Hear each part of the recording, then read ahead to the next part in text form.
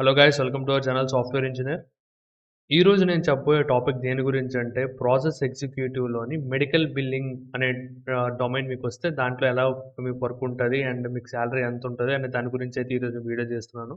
And రీసెంట్గా process executive రోల్కి మన కాగ్నిజెంట్లో అయితే చాలా మందిని రిక్రూట్ చేసుకుంటున్నారు. ఎవరికైనా వచ్చే అవకాశం ఉంది. అండ్ రీసెంట్గా ఒక సబ్స్క్రైబర్ కూడా ఒక కామెంట్లో మెన్షన్ చేశారనమాట, మెడికల్ బిల్లింగ్ గురించి కూడా చెప్పని చెప్పి. సో అందరికీ యూజ్ అవుతుంది ఇది.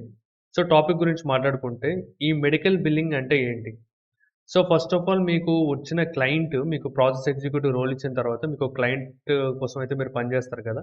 మీకు వచ్చిన క్లయింట్ హెల్త్ రిలేటెడ్ డొమైన్‌కి సంబంధించిన క్లయింట్ అయ్యే అవకాశం ఉంటదనమాట. లైక్ మీది క్లయింట్ ఒక ఇన్స్యూరెన్స్ కంపెనీ అవ్వచ్చు. ఆర్ ఎల్స్ ఒక హాస్పిటల్స్ చైన్ ఆఫ్ హాస్పిటల్స్ ఉన్న ఒక క్లయింట్ అయినా అవ్వచ్చనమాట. సో ఇక్కడ ఏమవుతుందంటే ఇక్కడ మీ వర్క్ ఏంటుంటదంటే మీకు పేషెంట్స్ డేటా వస్తదనమాట. Either from the insurance company గాని, లేకపోతే మీ క్లయింట్ హాస్పిటల్స్ అయితే హాస్పిటల్ రిలేటెడ్ ఆ పేషెంట్స్ తాలూకా డీటెయిల్స్ అన్నీ వస్తాయి. అండ్ వాళ్ళు క్లెయిమ్ చేసుకునే క్లెయిమ్స్, వాళ్ళ మెడికల్ రికార్డ్స్ ఇవన్నీ కూడా మీరు ఒక డేటా మెయింటైన్ చేయాలనమాట. ఎక్సెల్ షీట్స్‌లోని గానీ, క్లయింట్ రిక్వైర్మెంట్ బట్టి వాళ్ళకి రిపోర్ట్స్ గానీ, ఇలా ఒక్కొక్క క్లయింట్‌కి ఒక్కొక్క రిక్వైర్మెంట్ ఉంటది. నాకు రిపోర్ట్స్‌లో కావాలి, సమ్ డిజైన్ ఉండాలి. అండ్ లేకపోతే నాకు నార్మల్ ప్లెయిన్ ఎక్సెల్ షీట్స్‌లో నాకు డేటా వచ్చినా పర్లేదు. ఇలాంటి 1 రిక్వైర్మెంట్స్ ఉంటాయి. అండ్ ఈ మెడికల్ రికార్డ్స్ ఏవైతే ఉంటాయో దాన్ని మీరు ఫర్దర్ ప్రాసెస్ ఏదైతే వాళ్ళు చెప్తారో మీ క్లయింట్ ప్రకారం వాళ్ళ బిజినెస్ ప్రాసెస్ ఏదైతే ఉంటదో దాన్ని మీరు చేయాలనమాట.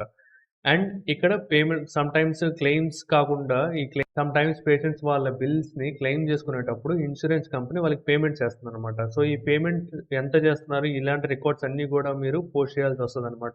మెయింటైన్ చేయాల్సొస్తది మీ క్లయింట్ కోసం. ఎంత బిల్డ్ అమౌంట్ ఇచ్చారు, ఎంత అలౌడ్ అమౌంట్ వాళ్ళ క్లెయిమ్ కోసం, ఎంత పేమెంట్ చేశారు, అండ్ ఇది రెస్పాన్సిబిలిటీస్ ఎవరు తీసుకుంటున్నారు, ఎవరు చేశారు ఇవన్నీ కూడా మెయింటైన్ చేయాల్సొస్తదనమాట. సో, ఇలాంటి వర్క్ అయితే ఉంటదనమాట. మెడికల్ బిల్లింగ్ ఒకవేళ మీకిస్తే ప్రాసెస్ ఎగ్జిక్యూటివ్ రోల్‌లోని.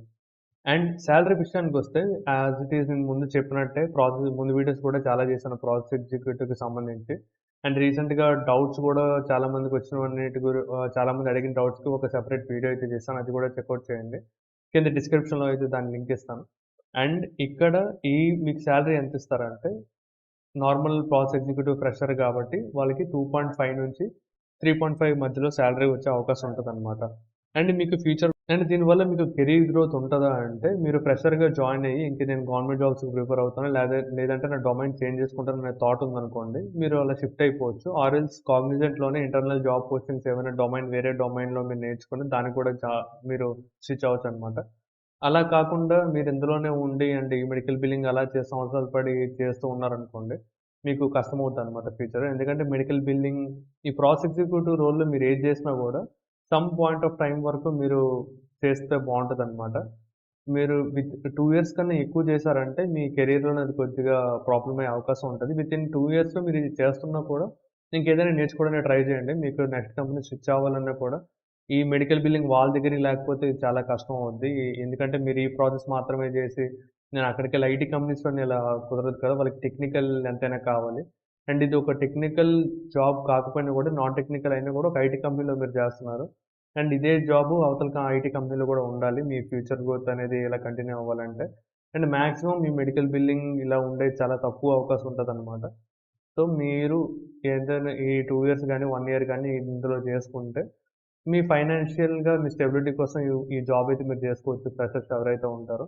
అండ్ దీంతో పాటు మీరు వేరే డొమైన్ నేర్చుకొని స్విచ్ అవ్వడం బెటర్ అనేది నా సజెషన్ అనమాట మీకు. ఇంకా ఈ టాపిక్ పైన ఏమైనా డౌట్స్ ఉంటే కామెంట్ సెక్షన్‌లో మెన్షన్ చేయండి. తప్పకుండా నేను మీకు రిప్లై ఇస్తాను.